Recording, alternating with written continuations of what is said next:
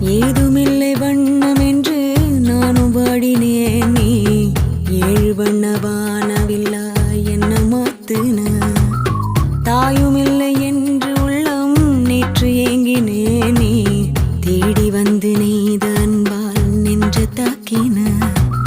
கத்தியின்றி ரத்தமின்றி காயப்பட்டவள் உன் கண்கள் செய்த வைத்தியத்தால் நன்மை அடைகிறேன்.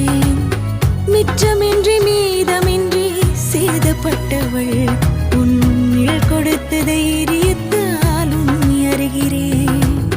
உப்பு கல்லு தண்ணீருக்கு ஏக்கப்பட்டது.